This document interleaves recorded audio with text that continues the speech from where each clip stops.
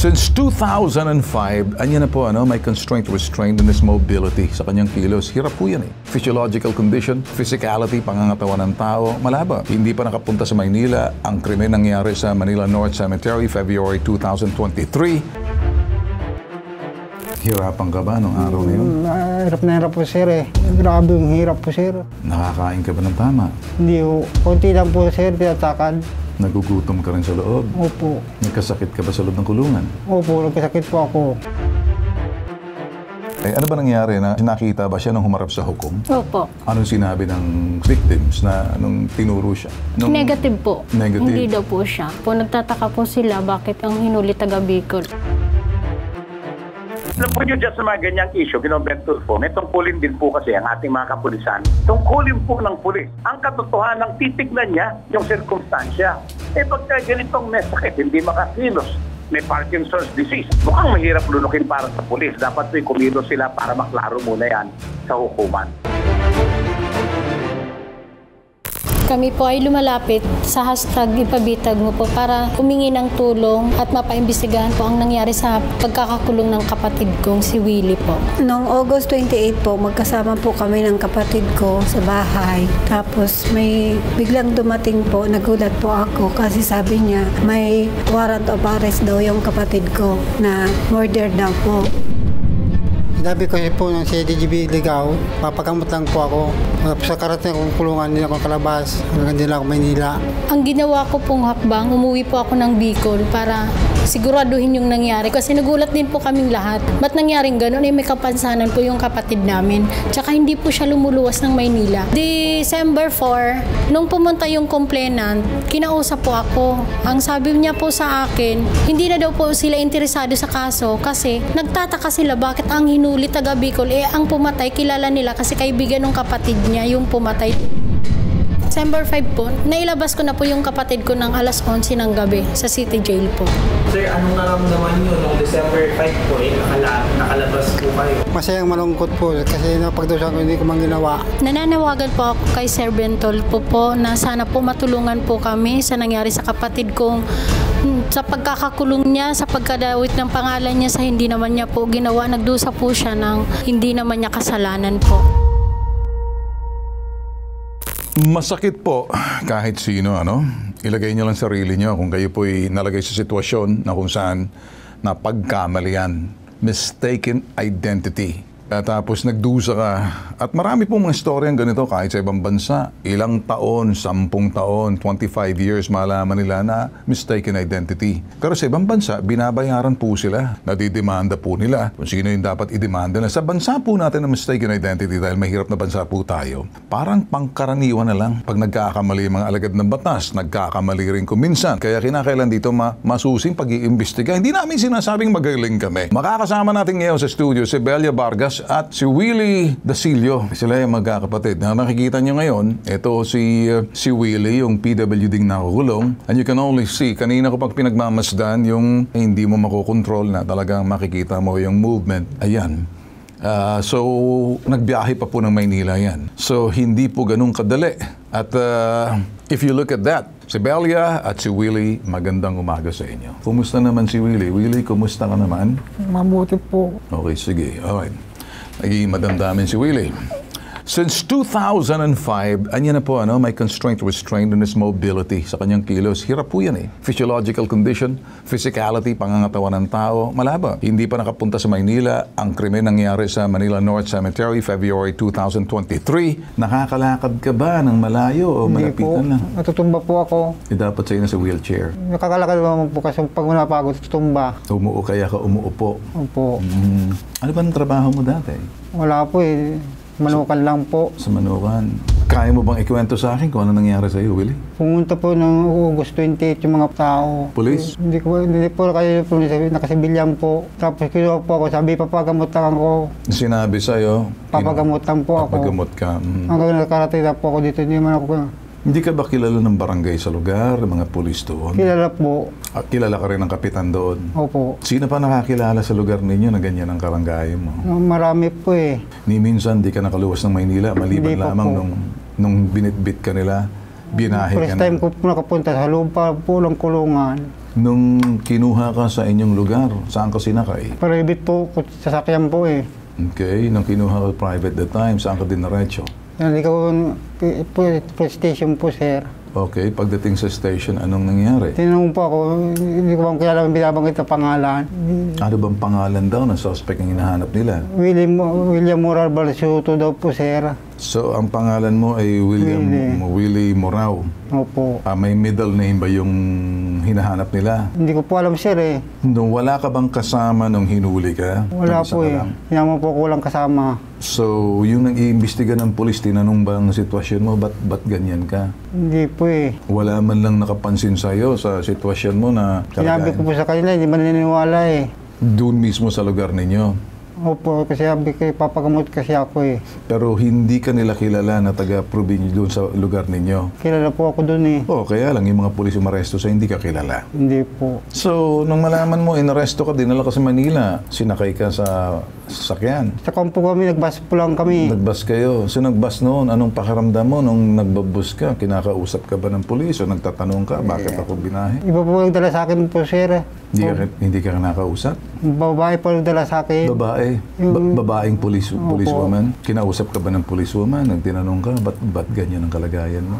Tinanong po ako, sabi ko, matagal ito, sabi, ma'am, sakit ko to. Tapos pagdating sa Manila, pinasok po ako sa Presinto 3. Yun lang po ako doon sa Presinto 3, bago ko linip sa malaking kulungan. Nung dinala ka ba sa Maynila, nakaposes ka? Hindi ho. Na ganyan ka lang? Opo, nakaupo lang po ako. Nung dumating ka sa Maynila, dinaretso ka na agad sa loob ng kulungan? Bago pinasok po ako sa malaking kulungan, pinasok mo na sa Presinto 3, sir. Sa Tres? Opo. Sa Maynila to? Opo, katabi lang Manila City Jail. City Jail. So, pagkatapos noon, saan kang dinala? Doon sa malaking kulungan na po, pag umaga, dating umaga. City Jail? Opo. O pagdating sa City Jail, nakita ka ng mga kasama mong preso? Opo. Nakita kang ganyan, anong sinabi sa'yo? Wala naman po. Ba't ka kulong hindi ka man taga rito? Naawa ba sila sa'yo? Naawa po sa akin eh. Kasi hindi ko man pangalan nakalagay sa warrant eh. Nung nakita ka ng mga ibang preso sa loob ng kulungan, nung nakita yung sitwasyon mo, anong sinabi nila? Naawa nga po sa akin eh. Kasi dapat hindi man daw ako nakakulong. Nakabukod dapat ako sa mga kulong. Dapat doon ka sa lugar na may mga kapansanan. Opo. So hinalo ka nila doon sa mga... Alo-alo na po kami doon eh. Hirapan ka ba nung araw na yun? Hirap na hirap po sir eh. Anong hirap ang dinanas mo sa loob ng kulungan? Grabe yung hirap po sir. Anong grabe? Nangayayat po ako. Ha? Nangayayat. Nakakain ka ba ng tama? Hindi ho. Anong pagkain ninyo? Konti lang po sir, tinatakad.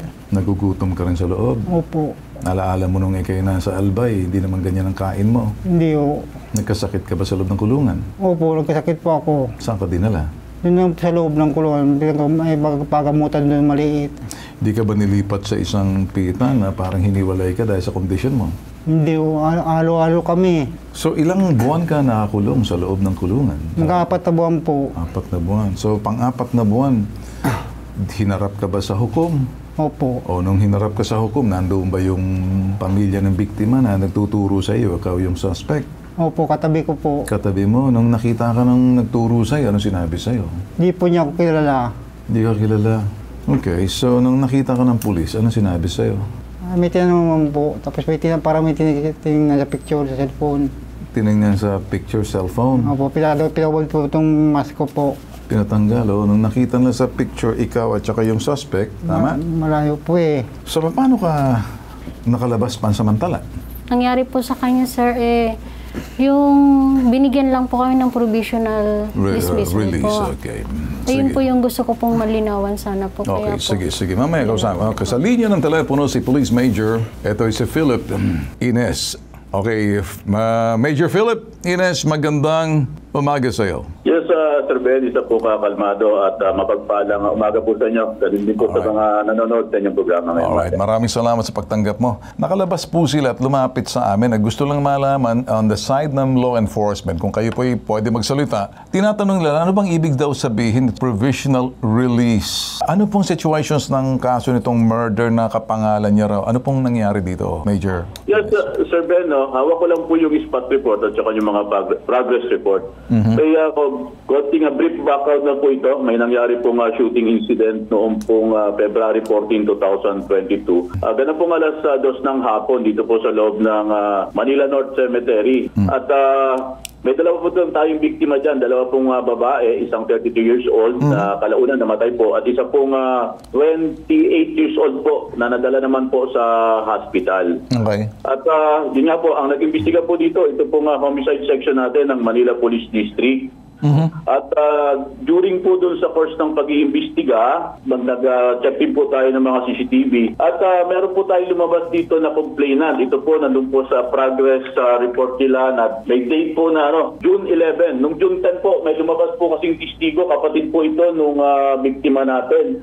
At nung June 15, meron din pong isa pang lumabas na testigo natin na nagtuturo po na ang bumaril po ay ito pong si William Balisoto Imoral alias Tatang. Kilala din po sa tawag na Willie Dasilio Imorao. Kaya po dahil po dito sa mga testigong ito, yung kapatid po at meron pa po tayo isang testigo na nagsasabi na siya po yung suspect natin dito, isinampa po sa tanggapan ng taga-usig itong kasong murder by gun shooting noong June 27, 2023 po. At dyan po, nandun na po sa Piskaya yung case at kung nababanggit niyo po kanina, yung provisionary dismiss po ba yung sinabi niyo po kanina? Release ata, provisional release ata. Sir, pagkakaalam ko po dyan, pag mga ganyan po sir, kailangan lang po, kulang po yung ebidensya o yung mga biktima po ay hindi po, yung mga kamag-anak po ng biktima ay hindi po excuse me, I'm sorry, babalik ka. Patingin nga ulit, parang nakalagay provisionally dismissed. Yes po Sir Ben, pagkaganyan po kasi, dahil matagal na rin po tayo sa police, ang ganyan po, ibig sabihin po nito, maaaring pong yung mga complainant po nito ay hindi po nag-attend ng hearing or nakita po ng ating husgado na may kakulangan po sa ebidensya. Kaya po, ito po ang naging status niya ngayon. Alright, sige. Sir, maraming salamat sa iyong pagpapaliwanag. Kaya lang dito, since anyway, nakalagay provisionally dismissed. Ang paglapit po nila sa akin, kung kayo po'y titingnan niyo po, I don't know kung nakita niyo yung physicality nito, yung constraint and restraint na. Sinasabi ng kapatid nitong babae, ano ba nangyari na tinuro ba siya, nakita ba siya nung humarap sa hukom? Opo. Anong sinabi ng victims na nung tinuro siya? Negative po. Negative? Hindi daw po siya. Hindi siya. Nakausap ko po personally yung complainant. Ang sabi po sa akin, ayun nga daw po, nagtataka po sila bakit ang hinuli taga Bicol. Kaibigan yung pumatay sa kapatid. Well, in the first place, dahil kapangalan eh. Opo. Alright, so anyway, kung ano man ang ginawa ng judge dyan, provisionally released, dismissed, we'll leave it there sa parting yan. Maraming salamat, Major, ha? Yes, sir. Maraming salamat po at nabigyan na kami ng pagkakataon may bigay namin na ganitong informasyon. Sa mapagpala nga umaga po. Alright, sige. Ganito. Naawa naman ako sa kanya, kaya lang nagkakamali rin kahit sino. Kuminsan mga polis, kahit na nga kuminsan alagad na yung husgado. Hindi lang sa bansa natin, sa ibang bansa, sa Europa, sa Amerika, dito sa atin. Ano bang ibig sabihin ng provisionally dismissed? Yan ay sasagutin ngayon ng ating resident lawyer, si Attorney Batas Mauricio. Attorney Batas Mauricio, magandang umaga sa iyo. Magandang umaga po, Ginoong Ben Tulfo. Magandang umaga, sambayan ng Pilipinong nandito sa ipagpitag mo ni Ben Tulfo, paglilingkod partikular sa mga inaabuso. Anong ibig sabihin ng provisionally dismissed na judge? Ang ibig pong sabihin, kagaya po ng salitang ibinabadya ng provisional, abay pansamantalang pagkakapawalang bisa ng kaso, Ginoong Ben Tulfo. Sa ilalim ang ating rules on criminal procedure o ang mga proseso ng paglilitis ng mga kasong kriminal sa mga hukuman sa Pilipinas. Nakasaad po dyan na pagka ang complainant hindi nagpapakita o di kaya ang pulis na humuli o di kaya ang sino man na interesado sa pagpapatuloy ng kaso sa paglilitis na itinakda ng hukuman, pinapawalang bisa po yan, pero kadalasan ginagamit po nila yung salitang provisional dismiss o pansamantalang pagpapawalang bisa upang baka may nangyari doon sa complainant, makabalik siya at makahingi na buhay na muli ang kaso. Yun po ang ibig sabihin. Ang masakit lamang po sa reglamentong pinairal ng revised rules on criminal procedure natin, yan pong katayuan bilang pansamantalang pagkakapawalang bisa, Ginoong Ben Tulfo, ay tumatagal yan hanggang 2 taon. No. Pag sa loob ng 2 taon at hindi nabuhay na muli ang kaso, kakailanganin po noong tao na sangkot dyan na magsumite ngayon ng formal na kahilingan para maging permanente ang pagpapawalang visa. Ayun. Parang to make sure na sigurado niyan, kinakailangan mag-file na talagang permanently dismissed yung kaso niya. Tama po kayo, Ginoong Ben Tulfo. Alam po nyo dyan sa mga ganyang issue, Ginoong Ben Tulfo, may tungkulin din po kasi ang ating mga kapulisan. Hindi ko mo may nagtuturo sa isang tao na yan ang gumawa ng krimen. Tungkulin po ng pulis, Ginoong Ben Tulfo. And we're saying this for the record, sa ipabritek mo ni Ben Tulfo, ang katotohanan, titignan niya yung sirkumstansya. Pagka ganitong may sakit, hindi makakilos, may Parkinson's disease at medyo marami nagpapatunay na matagal na. Mukhang mahirap lunukin para sa pulis. Dapat kumilos sila para maklaro muna yan sa hukuman. So, bakit attorney sa ibang bansa, tatanong ko lang, medyo lalabas lang ako, no?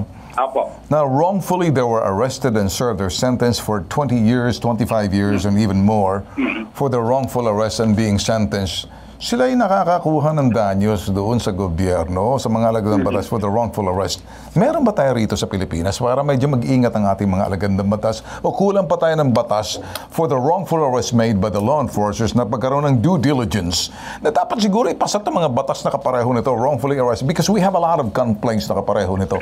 Ano sa palagay mo? Well, meron po tayong mga umiiral na batas na nagpapatibay ng pagbabayad ng gobyerno, Ginoong Ben Tulfo, Danyos. ng pulis, hindi po noong kung sino mang makahuli para po dito sa wrongful prosecution and kahit na po yung wrongful sentencing pagkaminsan at meron pong danyos na ibinibigay. Ang masakit lamang po dyan, ang dapat pong idagdag dyan at dapat pinag-iisipan ng mga kongresista at mga senador natin, yung pong katotohanan napakaliit naman nung ibinibigay na kabayaran doon po sa pagkakadisgrasya ng taong wala namang kasalanan pero nilitis pagkatapos ikinulong. Dapat po dadagdagan, Ginoong Ben Tulfo, dahil malaki sa pagkatawan na wala dahil po sa pagkakakulong at sa pag-uusig nang wala naman palang katotohanan. Alam po ninyo, yun yung problema po natin dyan. Kaya nga po napakakawawa ng mga sektor na inaabuso sa lipunan.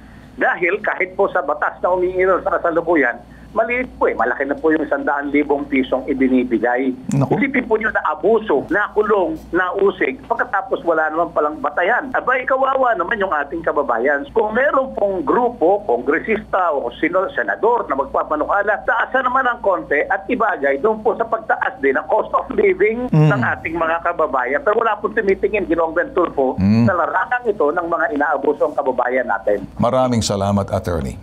Maraming salamat po, Ginoong Ben Tulfo, sa mga kababayan natin, lalo na po yung mga inaabuso.